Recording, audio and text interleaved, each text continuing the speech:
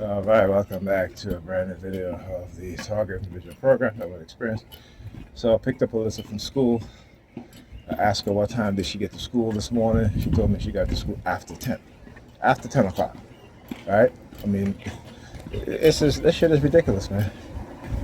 You know, it's ridiculous. And this is what I talk about, particularly with black women and how they're being conditioned and that they are being protected while destroying their children, right? Because the system, the society has emboldened our women to engage in all sorts of things in which you don't see in other groups of people, and it's usually negative, right?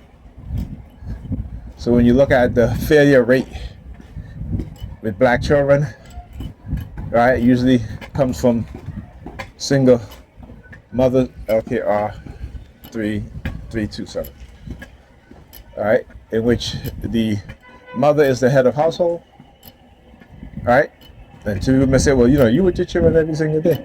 Yeah, but remember, let me put it like this. Before me and well, not me and Pam actually ended our relationship, our children was doing very well in school. I mean, my daughter had her issues, but she was coming around. She was coming around.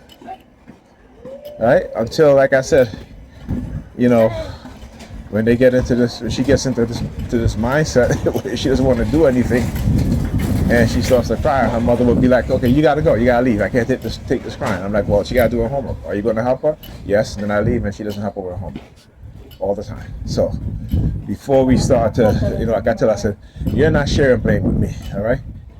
And that's what children do. All right, children love to share blame. So when I talk about how they've conditioned us into this childlike mindset, yeah, we go to work, we do all of this and such and such, but when it comes to how we interact with each other, particularly our women tend to age backwards in their mind as they grow older, in body, right? Their mind remain in their constant young state, or they revert back to a young state because of the conditioning in which they have no idea that's happening to them. Okay, so no accountability, no responsibility in terms of for the community that they have been praised to say, well, black women are the backbone of the black community, but the black community is failing, right? The black community is not progressing as other communities. The black community is not, in terms of our children, are doing so well, right? But they love to hear that. But they don't even look at the context of why it's being said, right? So they give them all the praises for the negative things and the negative outcomes, right? Without them even understanding that that's why they get those praises. Okay? I want you to understand that. Because why? Because they've been taught not to look at the statistics, not to look at the truth. Right? So they're praising being single mothers, raising children on their own, struggling, having mental health issues, having health issues in terms of their overweight and obesity issues. And so they create within their mind, right, the idea that they should be praised for those things, right? That we black men should accept them for these things. And most black men will accept that because that's all we knew growing up. Okay, that's all we know. I mean, if your mother overweight, you wouldn't see an issue dating a woman who's overweight. And even if you do, and you tell her, hey, you need to lose the weight, she'll tell you that you don't love her, right?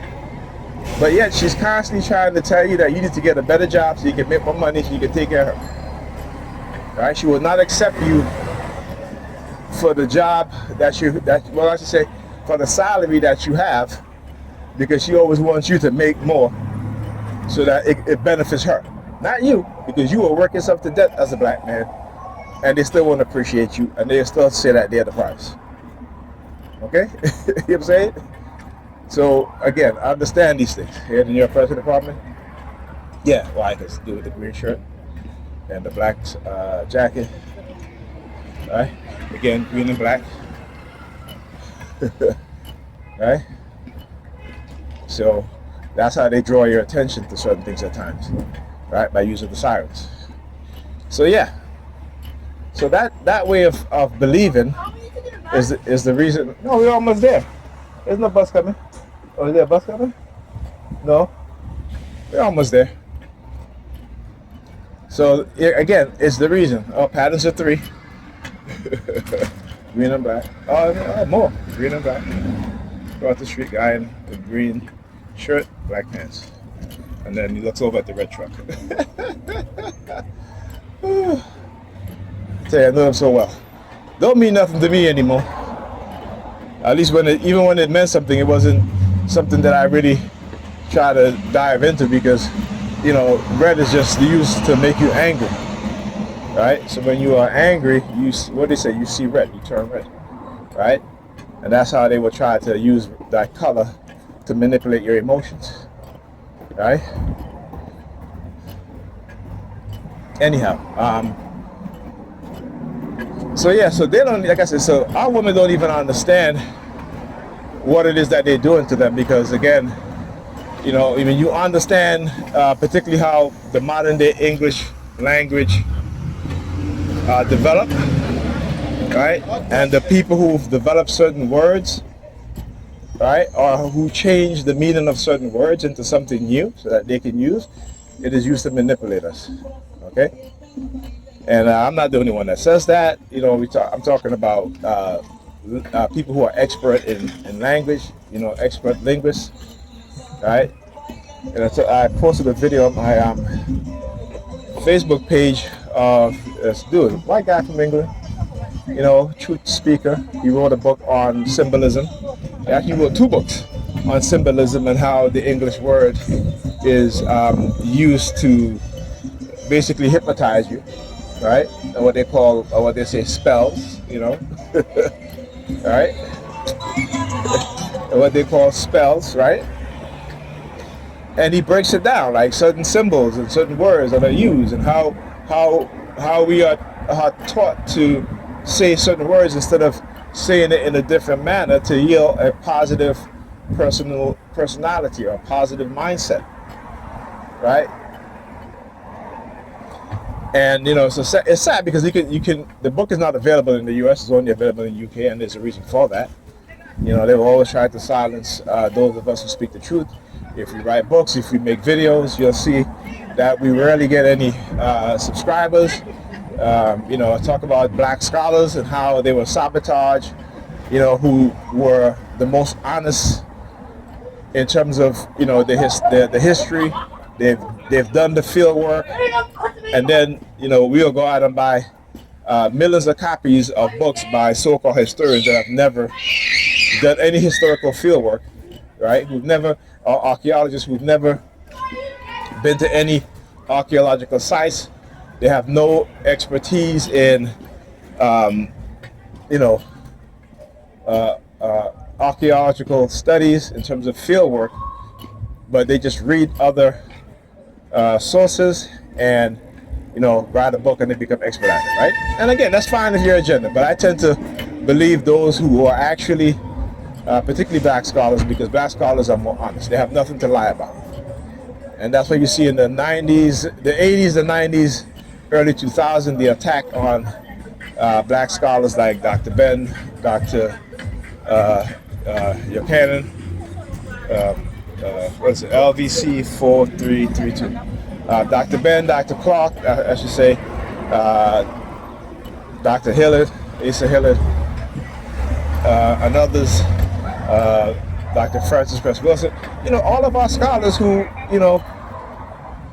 whether they be psychiatrists, psychologists, archaeologists, historians, they've been overly attacked by white supremacy and white society to try to diminish their work, right?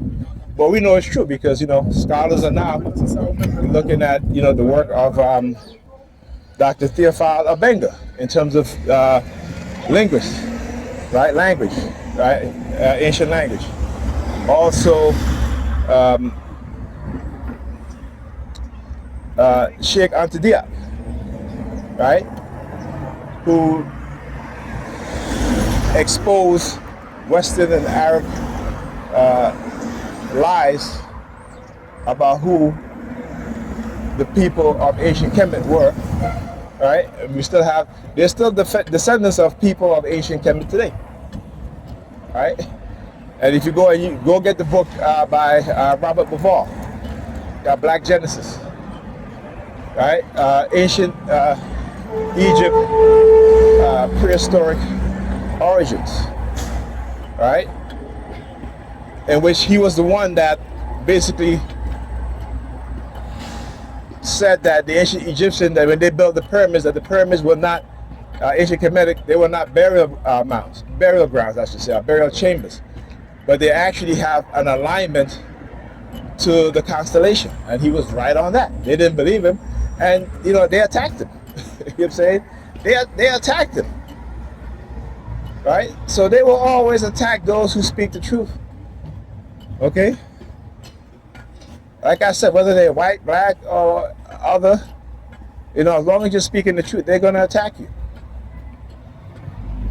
So, like I said, to do this type of work that we do, you talk about whistleblowers who have the courage to come forward, truth seekers and truth speakers. We know that there ain't no reward in this for us in terms of monetary reward. We do it because our reward is the fact that, people are exposed to the truth. That there are people who are going to not only listen, but go and do the research themselves, right? And come to their own conclusion, whether our conclusion matches or are similar.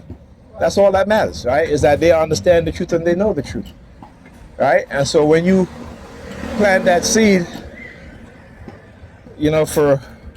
for truth, right? The truth is only going to become more into the light, and the lies will recede back into the darkness. So that's why we do it, right? Because our fulfillment and our satisfaction comes to the fact that people know the truth. We don't seek to profit off the truth, like how they profit off the lies, right? Because they know that they cannot profit off the truth. Understand that, right? You know what I'm saying? In the terms of how they want to make their profit, right? There's more profit in lies than in truth. All right? You need to understand that. So yeah, this is work that that they cannot stop. They will try to, but this is work that they cannot stop. The truth will never be suppressed for long. As much as they have hidden it, as much as they have lied, to now we have a society that believes lies is true and truth is lies. As Dr. Amos Wilson says, that they have created an upside down world, right? Antithetical to African spiritual system, African spiritual principles, right? This is what they have done. And any time that a group of people lies, she lives in the building. I think what did she say?